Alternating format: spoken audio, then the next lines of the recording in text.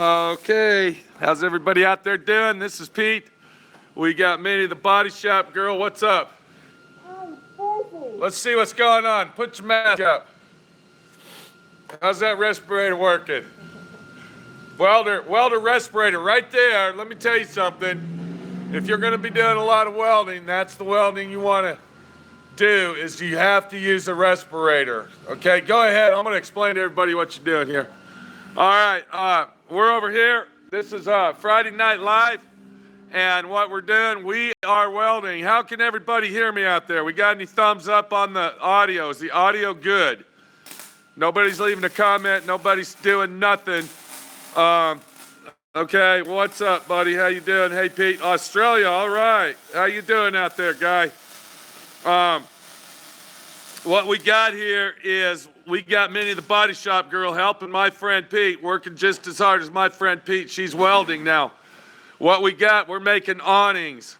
We got a big job here going. These are, you can see right here, I have built a jig out of angle iron. This is a jig, so we can throw all these pieces together and, you know, do the assembly line thing. Bam, bam, bam, bam, bam, bam, bam. And then Minnie's starting over there on that end. And of course, I'm over here on this end. And then we meet up, get her all done. We're gonna flip it over, and then we're gonna put our tabs on it. But what Minnie's doing, we're gonna try to get in there and see if we can get a good weld. Show everybody. Yeah, Minnie's doing the best she can. Everybody give Minnie a thumbs up for her weld job. All right. We can't hear anything you're saying. Okay. So we got to weld all the way around each one of these joints. Now we're not going to weld on the back side because it's going to be covered. Here she goes. She's going to weld the corner up for us. We're going to go over her shoulder right over here. There it is. Okay. So what she's doing now, she's doing a zigzag is what I call it. I call it a back and forth weld where you start at the top and then you go down. And look at that weld. Look at that. That's a nice weld right there. Nice. She's really learning how to weld good with her brand new little Multimatic, Multimatic welder. This is Minnie's welder right here. I want everybody to look at it. And if she can learn how to weld, believe me, so can you. Okay? So what we're doing out here is we've been welding for the last several days, making these awnings, and they're actually coming out good. But I'm going to be honest with you, it's production line work, and I mean, it's just boring, all right? Unless you're just a hardcore welder and you just love to stand in front of a welder. Okay, hold on. Minnie wanted to say, what did you want to say? What's up? That's a damn good weld. Okay, that's a damn good weld. Is that what you just said? Okay, show everybody your welding mask because I want to talk about that for a minute. This welding mask? No. Now, this respirator right here is a specially designed respirator for welding only, and it's made by Miller. That's a $37 respirator specifically made for welding. You can change it out. And you can change these filters out, but this is a welder's mask. And I don't know if anybody was watching there. You get a lot of toxic fumes going, especially when you're doing this. It's already painted. This is already painted. We painted all this metal. Now what we'll do, we'll come back and touch that up. I'm going to show you that. But when you're welding stuff like this, it's very important that you got to wear some type of respirator. Now if we walk over here, this is if you can't afford them $35 jobs, this is the best respirator for your money right here. It's pretty cold out here.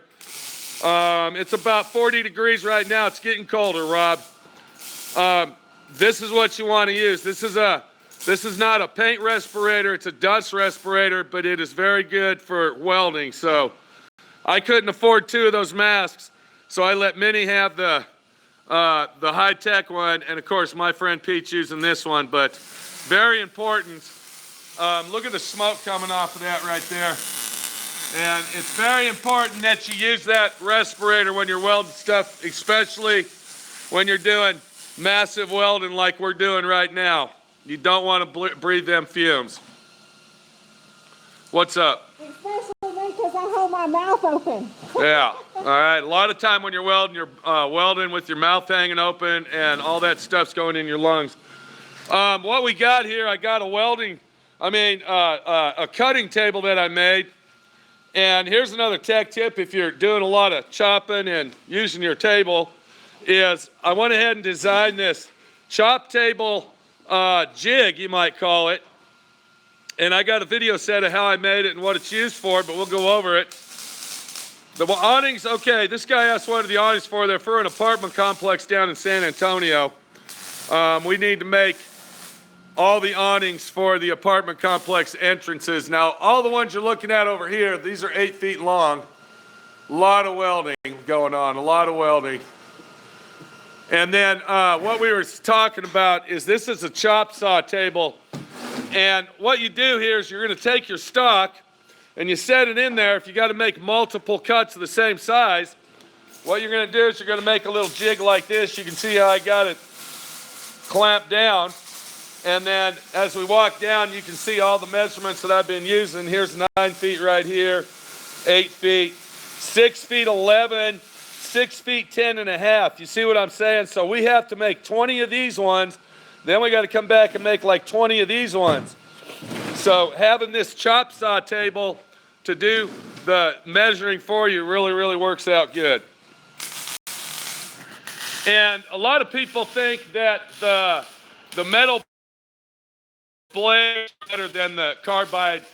What are these here? These ones here are this one right here. Okay, I don't know what we're calling that today, but a lot of people say that the metal blades work better. In my opinion, for the money that you're spending, and if you're doing this type of work, I believe that this blade here is a better option than going out and spending all that money on those high-tech diamond bit blades that don't last long. Now, that's just my opinion. I'm sure people are going to argue with me, but yeah. Anyway, back to Minnie. She's welding it up. How many you got done? We got. Okay, we're talking about these. How many joints you got welded up here? All on my side. Okay. Slow. All right, this is usually where Minnie's at, and then of course I would already have this done, so Minnie's going to keep going on that. And this is our awnings that we're making. Now, what we're going to do, we're going to cover this with U-panel. I don't know if anybody out there knows what U-panel is, but U-panel is actually the panel that's used on metal buildings. And then we're having a special skirt made for it that will wrap all the way around 3 sides of it. And then we're going to have a 3x3 L-shaped piece that goes on the back that covers all that. So anyway, it's welding night over here at my friend Pete's. Minnie's using her little Multimatic 215, awesome welder. If anybody wants to buy a welder, I'm going to tell you right now, I suggest this welder right here. This is an awesome welder, works great, very simple to use, and basically it'll weld anything that you want right there. So, I don't know how long we've been on here. How long does it say we've been on? We've been on for 8 minutes. We're going to walk over and look at the chop top, see where we're at on that bitch. Of course, here's my welder right here. And that's still a good welder, but Minnie likes her little welder. And we're going to leave her alone for a minute. And let's go ahead and get yeah, that's a bright weld. Bright weld. I don't know what it is about people and weld lights. They like to look at the light for some reason. Now, here's another tech tip I want to tell everybody that you probably don't know, is if you look at these glasses I'm wearing, these are yellow glasses. Believe it or not, now you can't sit there and actually stare at the weld. I mean, you know, like this right here, okay? But when you're working around somebody that's welding, the yellow lens will protect your eyes from getting burned, believe it or not. I always wear yellow glasses in my shop because of other reasons, but that's just a good tech tip to know. Okay, we're going to do a little update on our 1950. Hold all this up here. It took off and on 5 days. 5 days to weld all this back window up, off and on. Not 5 full days, but off and on. This little piece here, I don't know if anybody remembers, we had plumber Mitch out here. This car's going to his dad. We're building this for his dad out there. And when we get done with it, We're going to take it straight to his house. It's going to be an awesome trip. I hope everybody watches that. We're going to try to get live on that. And then the last thing I did is I went ahead and did this window right here. And I want to show everybody. Let me plug this light in. Because you got a lot of videos on YouTube that shows you chopping cars. It shows you that they're chopping it, but they're really not, what can I say, taking you step by step, procedure by procedure. And you know what I'm talking about. They'll say, okay, we're going to go ahead and chop the top, and then we're going to do this, and then they'll come back and it's already done. But my friend Pete's a little bit different. I basically show you intricate step-by-step situations. So I want to show you this window on this door, what I had to do to get this thing the way that it is. And if you look right here, we went ahead and put a 10-degree rake on that, or 15-degree. It's at an angle instead of straight up and down. So we had to pie cut the whole frame right here, lean that in. Then we had to pie cut it here. And I want everybody to look at the weld buildup on that. Now that's what it takes to chop a top right there. And then what you'll do is you'll come back and grind all that down, because this curve right here has to match this curve right here. And I know my camera's kind of dark, but I'm going to tell you something that's a really, really big, intricate situation. We got 5 locations just on this door frame where it had, you can see right here where I did a pie cut, and I had to lean that in, and I'm going to show you on the other door. And then, of course, we had to weld it here where we took our 4 inches out. And then we came around here, bam, right there. Right here, we had to take 3 inches out, 3.5 inches to get that section to fit. And then we had to pie cut this. And then on the other side, as you can see, same situation all the way around. We haven't done any grinding yet. This is what it looks like when it's not ground down. But the door fits nice. It's got a nice gap all the way around it. The next thing I'm going to do is I'm going to fix this gap right here. And this is going to be a serious situation because the light in here is really bad. Let me see if I can get my flashlight on this. Okay, is that better? How are we going there? Can everybody see that? I want everybody to take a good look at that gap. That thing is touching. It's really jammed up. And what I got to do is I got to open that gap up. So you're going to want to watch that video of how to do that on these old cars. And what the real deal is on these old cars, they threw these things together. I mean, that might have came from the factory like that. We don't know. But what we got to do is we got to open that gap. And you can see the gap right here is pretty good. I like that gap. We got to match the gap down here. So that's going to be a pretty big job right there. Of course, we got the windshield. Came out really nice. I like the way that looks. Let's get a good angle like this, because this is the look that everybody likes right there. That's it. Shoebox Ford chop top. Awesome car. But you can see by looking at the door here what we had to do. I had to pie cut this section here, lean it in, twist and bend it. And then look what we got. Do you see the post? Do you see where the post, that's the original section right there. That's what it looked like originally. And just to let everybody see it, let me get this down in here. We're going to go in here, and I'm going to bring this. Okay, we haven't done anything to this. I want to show everybody. I'm going to get back here. Can you see what's going on? That's the original door. That's what it looked like right there originally. And you can see the difference. So, a lot of work going on. A lot of fucking work. Our buddy Mitch out in Glenwood Springs, Colorado, I think he's going to be a proud son when he hands this car over to his dad. His dad doesn't know anything about it. And it's going to be an exciting adventure when we travel to his dad's house to give him this car. I'm hoping we're going to be able to go live. I really, really am. That would be an awesome situation if we can do that. We'll have to see how the Wi-Fi connection is up there. If not, once we give it to him, I'll go ahead and post that video immediately. But we still got a lot to do on this car. we're just at the beginning stages, believe me, you, buddy. What you're looking at right here is a major fucking job. And I'm going to tell you right now, if you got the balls, okay, and you pulled them out of your ass, and you got the positive attitude, I'm telling you right now, I don't give a shit who you are. I don't care how smart you are. I don't give a crap if you're the biggest loser in the fucking world and you don't have any confidence in yourself. You get a car like this and you start chopping that top, I'm telling you right now, you can fucking do it done.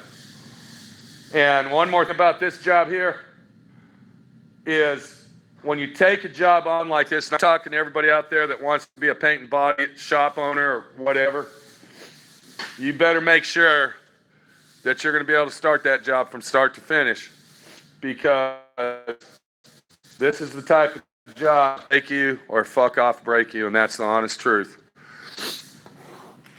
And I'm also going to be honest with you, it's been about 14 years since I chopped the top on a car, and I literally got on YouTube and watched several videos of how to do it. So someone's telling me my Wi-Fi is dropping, and that's really odd because this is actually a better phone we're using. Here's a trick right here that I used on this car. Now, this is a jig that I made, and if anybody's been watching this little, storyline on this, this is actually what the roof line looked like in the back, and that's what we used to hold the back of the car up while we were doing all this fucking mess here. And I want everybody else to look how that roof flows. I mean, that motherfucker's nice, man. That son of a bitch. I'm going to tell you right now, I am very proud of this job. And I've done a lot of cussing, hollering, screaming, throwing fucking tools across the room. But I'm telling you, this is going to be a badass ride, and I can't wait until it's done. Let's get over there and see where's Minnie's at on the awning. And then my friend Pete's got to say, hasta la vista, bitch. Because we got to get to work. I want to get these last pieces done and down the road. Let's check her out and see where she's at. You're not done welding that thing yet? You've been welding it for 18 minutes, 24 seconds. Okay. I don't want to get too close. Gonna fuck my lens up. All right. We got to say chop, chop. We got a lot of work to do over here. We still got to make, let's see, 1, 2, 3, 4. We got to make 5 more awnings before we go home tonight. It looks like Minnie's got this one done and welded. She's going to touch that thing up with paint. We're going to flip it over, put our wall tabs on it, and that's one more that just bit the dust over here at SWRC, Southwest Rod Custom. You want to say anything to anybody out there? Pete, I got a low battery. Pete needs to get to work. Okay, I got to go. This is Pete, my friend Pete, your friend Pete. I'm going to go ahead and say goodbye. And I want to go ahead and let me get in here. Hang on 1 second, please, folks. I know it's a bitch. And I know the situation isn't right because, that's how life is. Situations are always going to arise. And always going to have problems day and night, night and day, all through the week. And it's just a bitch sometimes. And, sometimes you just got to say, fuck it. If it's going to be a bad day, it's a bad day. I don't care. I'm alive. I'm in good health. I'm breathing. And I'm going to go ahead and I'm saying goodbye. So we'll see you next week right here, D.I.Y. Auto School. And it's pretty dark in here. Let's get out here so we can say goodbye. Come on, X. Okay, there's my phone ringing. I gotta go. And here's that bastard child cat that we found out back. What's up, Baxter? What's going on? You want to tell everybody goodbye? We gotta go. Take it easy, guys.